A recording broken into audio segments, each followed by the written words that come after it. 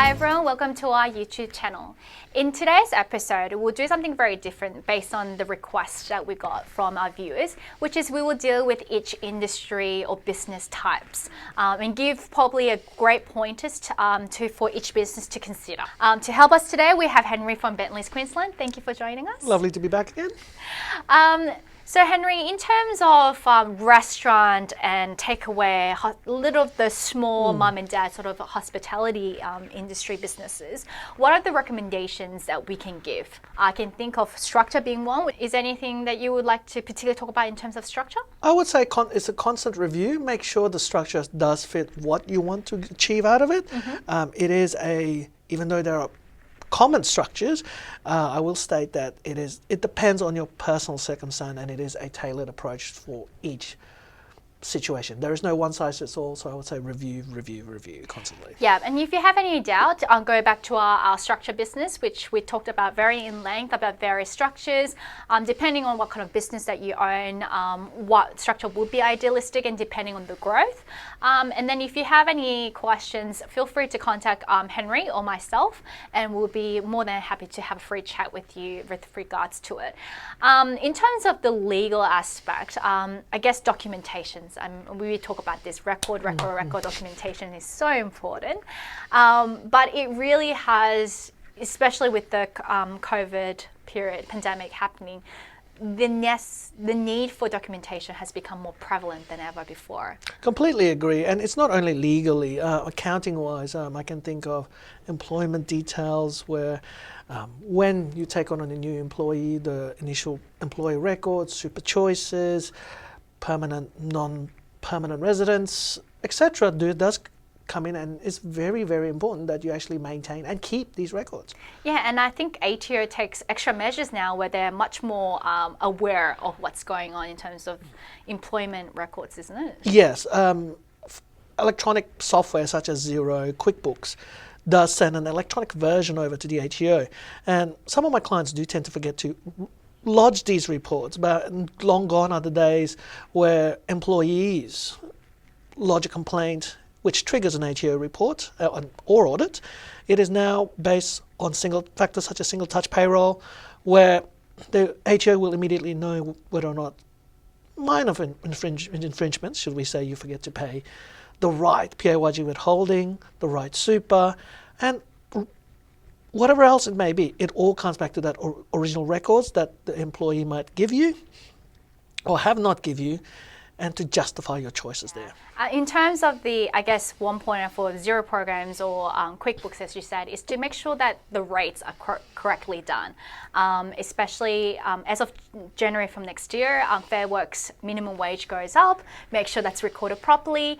If you had adjusted your hourly rates or some of the employment conditions during the COVID time, make sure it's been reflected properly. If they have gone back to normal time and normal rates, then make sure it's reflected in the programs as well. That is actually one of the common, should we say, mistakes or topics that we haven't quite yet discussed in detail, is make sure you pay your employees the right rates.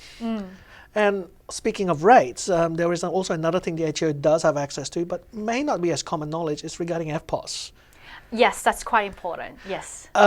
It's not commonly known, or it's not as commonly advertised, but the ATO already has access to these records.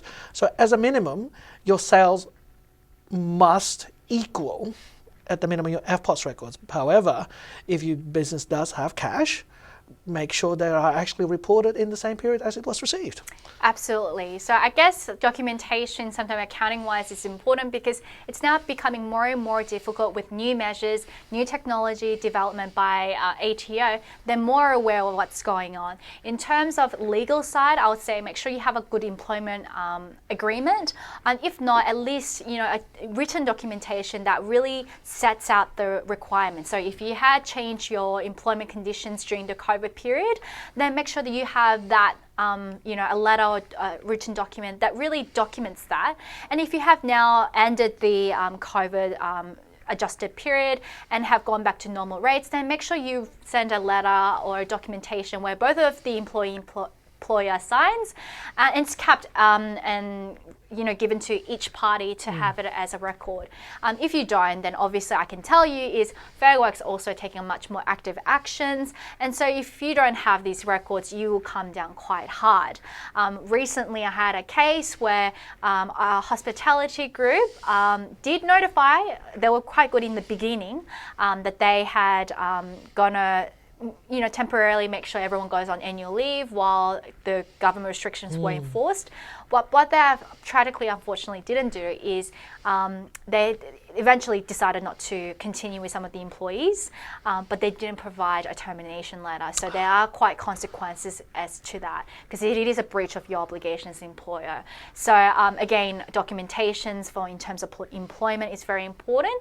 Second thing is leases. I know we touched about this about 2 weeks ago, which was with the COVID pandemic period ending, the government enforced one. Now that means no more pandemic relief is going to be applied to a lot of the lessees. But if you had discussed something or negotiated something, make sure it's in writing. So by the time that October turns up, you don't get a breach of notice for not paying some of the leases.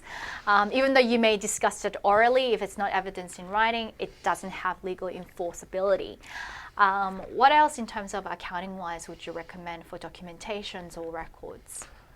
At the minimum, touching back on, in case or ATO does come back, and in particular the sales records. I have some clients who forgot to bank their cash, say, especially mum and pop, say fish and chip businesses, they bank it once a week, twice a week, or even once a month in terms of the cash.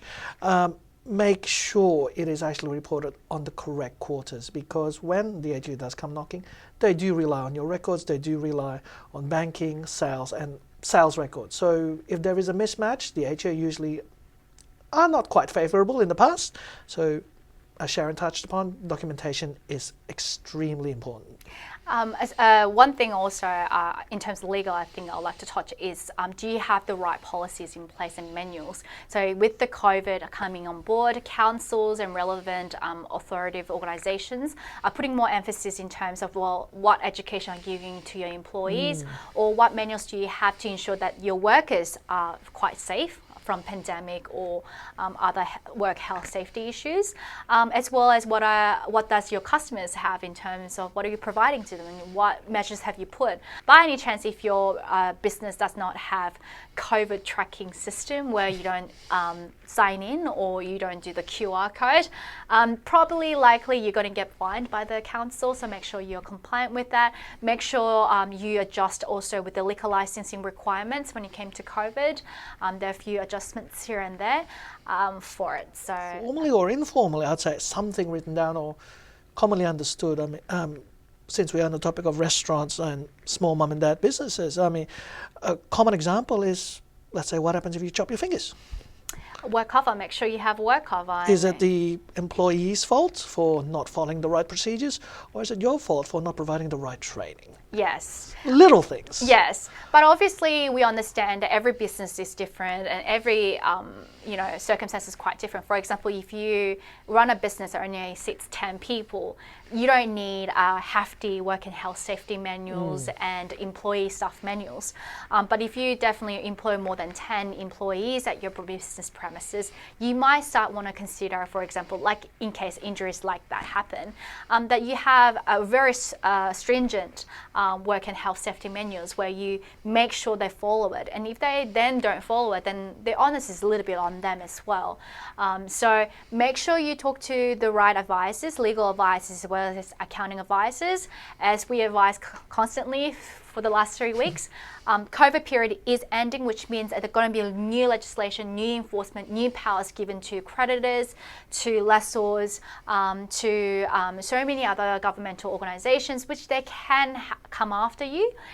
For any businesses considering insolvency, so liquidation, closing down the business, or possibly voluntary administration as an option, this is the time. You have exactly from now on until December with the new generous governmental support, you have 3 months to decide and apply. If you don't, then obviously the director's liability exemption won't be as protective. Not as quite as lenient. Yes, from onwards. So look, if your business is struggling, please call Henry from, at Bentley's and then our firm. We'll be more than happy to have a chat with you and guide you to what would be the best possible method and way to actually go through the insolvency process that's right for your business. But to summarize, really, from my perspective, is have the right rates for your employees and documentations for both legal and accounting reasons, and make sure your sales are reported on the right period and reported correctly. Yes. If you want to find more about the insolvency process, there's a great episode we did for our viewers. So have a review of that. There are a little bit adjustments and variations just because of the COVID period, but actually works in your favor than anything else. So please give us a call. We'll be more than happy to chat. Thank you for viewing our episode today, and I hope you find it helpful. We'll be dealing with different industries and business types and giving you a very brief outline summary, things to look out for, checklist, and hopefully that will assist you into making sure that in the new year your business is ready for a pumped up year of business.